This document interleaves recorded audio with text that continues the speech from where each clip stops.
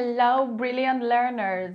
Today we'll continue our breakdown of modal verbs with part 2, focusing on must, shall, should, will, and would. Remember, modal verbs are always followed by the bare infinitive form of another verb without to. For example, he can speak 3 languages and she will try and visit tomorrow.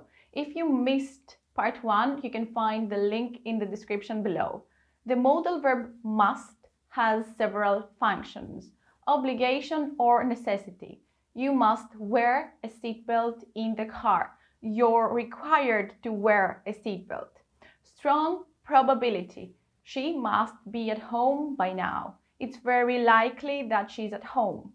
Strong recommendation. You must try the seafood pasta. It's delicious. I strongly suggest you try the seafood pasta. Certainty about a past event. Must plus have plus past participle. He must have left his keys at home. When we say he must have left his keys at home, we're very sure that he forgot them. It's like saying we're almost certain about it. The negative form of must is mustn't. We don't use don't, doesn't, or didn't with must. Prohibition. You mustn't smoke in here. Smoking isn't allowed here. Warning. You mustn't touch that. It's hot. Don't touch that because it's hot. Strong advice.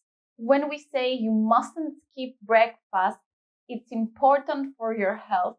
We're giving a very strong recommendation. The word mustn't shows that skipping breakfast is something you should definitely avoid. Certainty about a past event. Mustn't plus have plus past participle. When we say they mustn't have heard the announcement because they weren't there, or he mustn't have received the email, otherwise he would have replied, we're sure about something that happened in the past. In the first sentence, we're sure that they didn't hear the announcement because they weren't present when it was made. In the second sentence, we're sure he didn't get the email because if he had, he would have replied to it. In modern English, shall is usually replaced with will.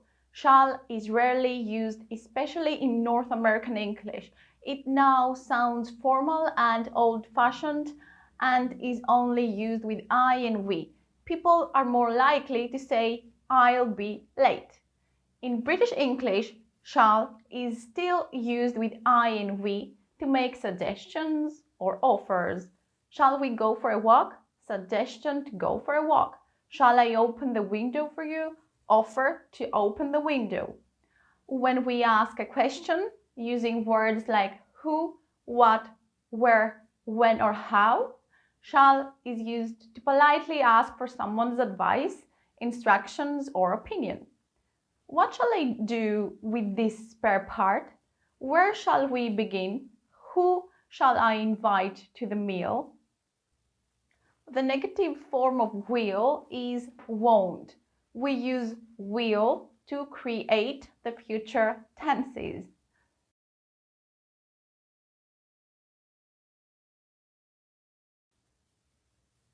Will is used to show that someone or something is willing or unwilling to do something. The car won't start this morning. We use will to ask someone to do something and to offer something to someone. Will you pass me the remote? Won't you stay for another drink? I'll take care of the check. Will is also used to refer to what is likely. That will be the courier at the door. He won't like the new rules. Will is used in the first conditional. If it gets too late, we'll head home. If you don't text me, I won't know where to meet you. The negative form of would is wouldn't. Would shows what someone planned or wanted to do in the past. They promised they would show up early. They intended to show up early based on a past promise. There was no one who would lend me a pen. No one was willing to lend a pen. I asked him to join us, but he said he wouldn't. He refused to join us. Would is used to make polite requests or offers. Would you mind grabbing me a glass of water? This is a polite request. Would you care for a drink? This is a polite offer. Would is used for something that happened often or regularly in the past. Every Sunday, they would go for a hike in the mountains. On Fridays, he would treat himself to a pizza for dinner. Use would after why when giving or asking the reason for something. Why would anyone want to watch that movie again? It's so boring. I don't get why she would quit her job without having another one lined up. We can also use would to refer to what is very likely. I heard a knock at the door late at night. That would be my roommate coming home. Would is used with if to talk about unreal or imagined situations in the present and their results. What would you do if you won the lottery? Imagining winning the lottery in the present. If I had a car, I would drive to the beach. Imagining having a car now. Would is used when giving or asking for advice in the second conditional with if. I'd call her if I were you. Giving advice to call her. In the sentence, I'd call her if I were you, I'd is the contraction of I would. I'd can also be the contraction of I had, depending on the context. What would you do if you were in my shoes? Asking for advice about being in the same situation. Would is used to talk about unlikely situations or things after wish or if only. I wish he would call me. I want him to call. If only it would stop raining. I want the rain to stop.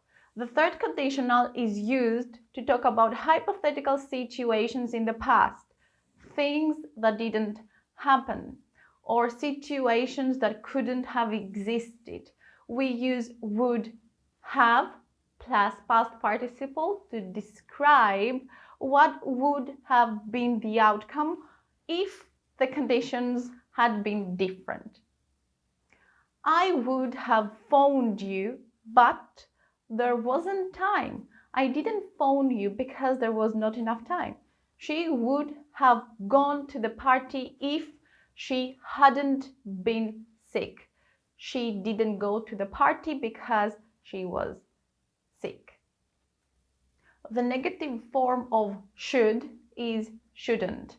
The subject and should change position to form questions. We use should to talk about what's likely to happen. My package should arrive tomorrow. This medication should help with your symptoms. Should is used to suggest something politely without being forceful. You should try the new burger place downtown. We should grab coffee sometime. We use should to express what's the right thing to do or the appropriate state for something to be in. I should exercise more regularly. It's the right thing for my health. Documents should be backed up frequently. It's the right state for data security. Should is used to offer, ask for advice, or make suggestions informally. It's a way to share opinions on what might be a good idea. Should I accept the invitation? Seeking advice on whether to accept it. What should I cook for dinner tonight? Asking for suggestions. You should try talking to her about your concerns. Suggesting a course of action. He should take some time off to relax. Recommending a break. Should offers advice or suggestions allowing for personal choice, while must sets a requirement or rule that needs to be followed. Should suggests that something is a good idea or advisable, but it's not absolutely necessary. It's polite and gives the listener a choice to consider. You should wear sunscreen when you go outside. This means it's a good idea to wear sunscreen, but it's ultimately your choice. Must indicates that something is essential or mandatory. It emphasizes urgency or importance and implies that there's no choice. It has to be done. You must wear a helmet when riding a motorcycle. This means that wearing a helmet is required and not optional. Should is used to give someone an order to do something in a polite or formal manner. Staff should complete their training by the end of the month. It's an order that needs to be followed. Should is also used to report official orders or guidelines. Visitors should register at the reception desk upon arrival. This is an official instruction that visitors are expected to follow. We sometimes use should in hypothetical conditional clauses with if to express possibility. It's formal. If you should encounter any problems, please notify us immediately. This means that if you happen to have any problems, let us know right away. We can also use should you as an alternative to if you should in these situations by changing the order of the subject and the verb. These sentences have the same meaning and are also formal. Should you require assistance, press the call button. We sometimes use should with the expression if I were you when giving someone advice by telling them what we would do in their position. I should apologize if I were you. You can also say I would apologize if I were you. The modal perfect form with should is should plus have plus past participle. It's used to talk about past events that did or didn't happen as expected, and it often conveys regret or criticism. We should have left earlier to avoid the traffic. We didn't leave early and got stuck in traffic. They should have secured the door before leaving. They didn't secure the door and it was expected they would. In spoken English, we often say you shouldn't have when someone gives us a gift. This phrase is a way to express surprise and gratitude, indicating that the gesture was generous and unnecessary. The full form is you shouldn't have done that. I got you a little something for your birthday.